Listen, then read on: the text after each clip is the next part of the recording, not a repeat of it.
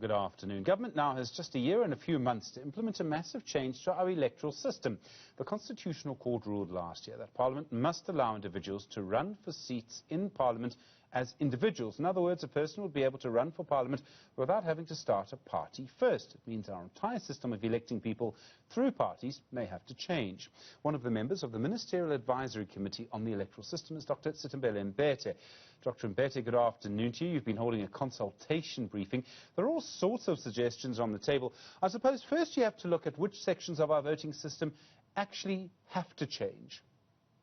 Yes, thank you so much for having me on the show, Stephen. So what the Constitutional Court said is that the Electoral Act, so it's the Electoral Act that needs to be amended. And the Electoral Act needs to be amended to make it possible for individuals to contest 4 national and provincial elections without having to be members of a political party. So currently, only parties are recognized in the Electoral Act as entities that can contest an election.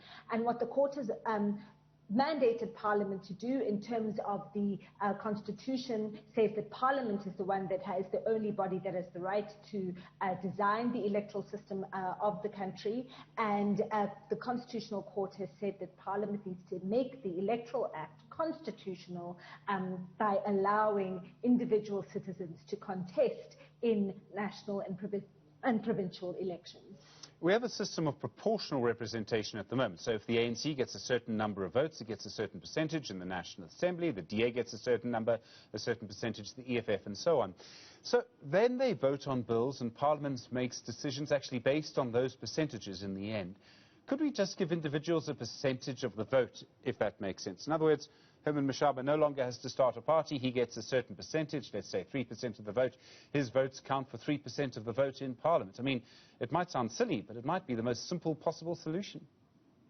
So yes, so that is one of the options that was raised in the consultative meeting we had today, that you basically just change the definitions in the Electoral Act and you change the definition so that party doesn't refer to a political party but to an actor, an entity, which would then allow for individuals to then contest the elections within the system that we currently have of pure proportional representation. Of course, the challenge about that is that then biases the system towards only enabling people with the resources and with the recognition to contest for the election nationally. So it means that you won't be able to contest as a representative of your particular community or your particular neighborhood, which seems to be really what the spirit of the Constitutional Court judgment was. And so some people have said that if we want to really make it meaningful for independent candidates to contest, then we need to have somewhat more complex amendment to the Electoral Act than just changing the definitions to allow individuals to contest in the proportional system, but nationally. I mean, it's an incredibly complex space, and there are many people who believe that the biggest political problem we have is that we should move to a system of what's usually called constituency democracy. So a person would be elected to represent a particular area. So someone, let me give a few examples. Someone would be elected to represent, say, Shawelo, or to represent Parys, or to represent Seshego. I mean, that would mean voters could remove that person during an election. Is that kind of plan on the table? You would represent a geographic area? So that is one of the systems or the models that was placed on the table in the consultations we had today. That would need to be of having a single constituency system where a particular geographical area elects somebody to represent them in Parliament. This is similar to the system that we have at local government level, where we have a mixed system where half of the seats in a local council are elected by wards through ward elections, where they select somebody to represent them in the council, and then the other half are elected through party lists on a system of proportional representation. The one thing, the big constraint that we as a committee have in terms of what we can recommend to the Minister and to Parliament is that the Constitution says that any electoral system that South Africa uses must result in general in proportional representation. So that means that we can't dump proportional representation entirely. We need to retain some element of proportional representation or proportionality in whatever system that we use. And so a mixed system such as the one that we have at local government level is certainly one of the options on the table.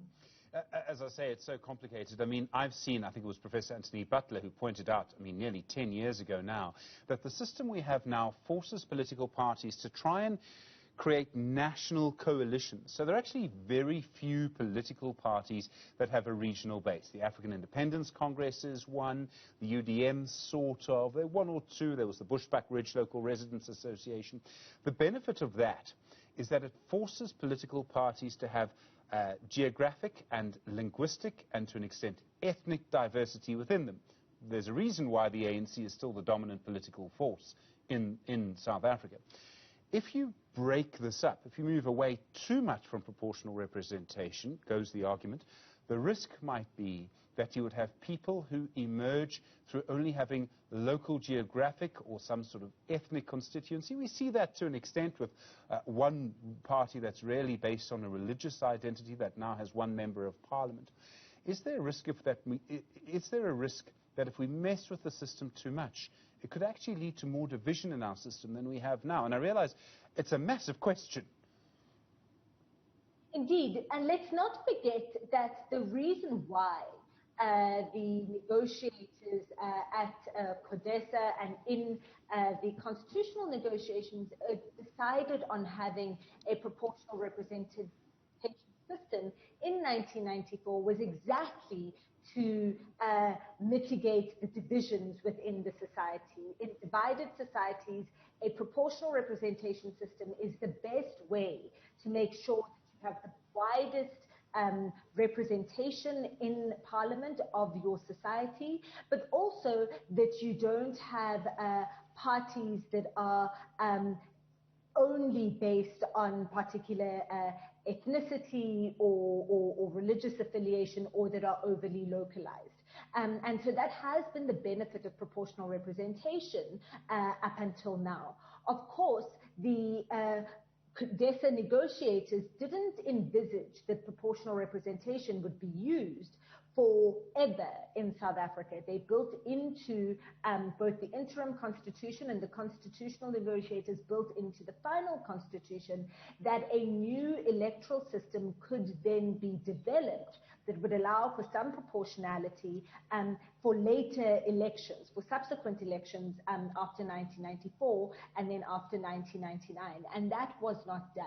And so this process is part of, and the Constitutional Court judgment really has been a catalyst, has accelerated the need to develop a kind of final system, electoral system for the country. But certainly those concerns around division, around national unity, remain in South Africa even in 2021, and whatever decision is made on the amendment mustn't undermine the interests of national unity or exacerbate or worsen divisions within our country, and that's certainly something that the committee is aware of. Dr. Mbete, I mean, you're on a ministerial advisory committee, and I don't want to get you into trouble with any of the politicians that you're going to have to deal with, but whenever people talk about electoral reform here, I mean, in the United States, there's a nation that really needs electoral reform.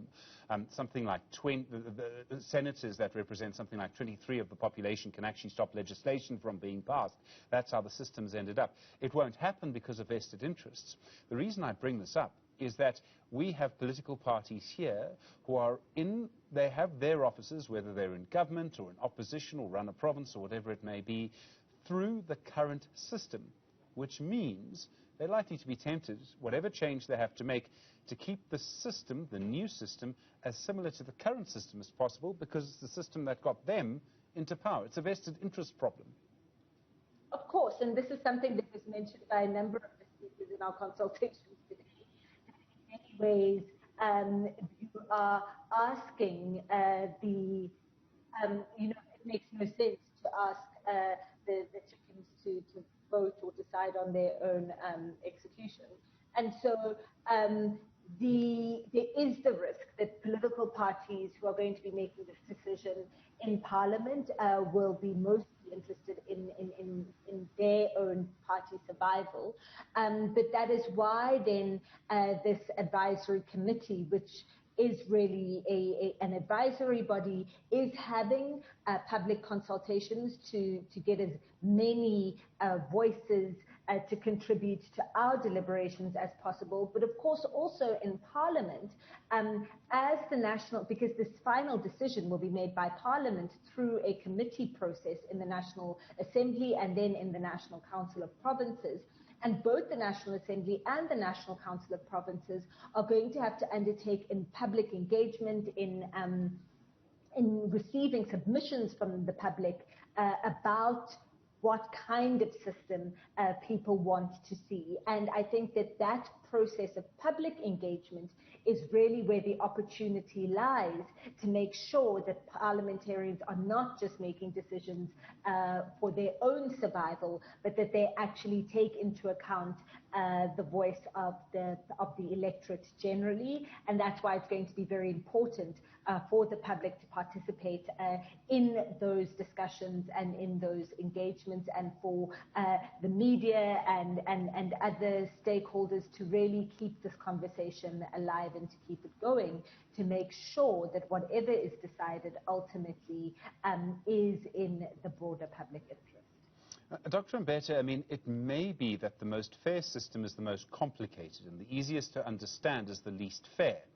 How important is simplicity? I mean, I look at the local governments and elections and the system. I am paid to watch these things. Here I am making a big admission on TV in front of you. But, I mean, I can understand how the metro system works. But when it comes to a local district municipality where you vote, 3 times, frankly, I mean, I sort of lose it a little bit. How important is simplicity in the final system? Well, Stephen, a lot of people would say that simplicity linked fundamentally with fairness and with legitimacy, because if a system is not understandable to the people that are using it, then they are unlikely to see the results of that system as credible, as fair, and as legitimate. And so an important consideration in the redesigning of the electoral system is that it must be understandable to people, and people must be able to see how their votes led to the result that comes at the end of an election.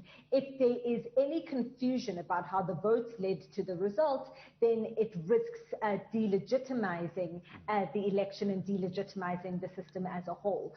So the link between simplicity and fairness, I think, is a very important one. And that's certainly something that the committee and that those who were in the consultations today have been very, very much aware of. Dr. Sithembele Mbete, it's a fascinating conversation, a complex conversation, one of the most important conversations that are underway at the moment.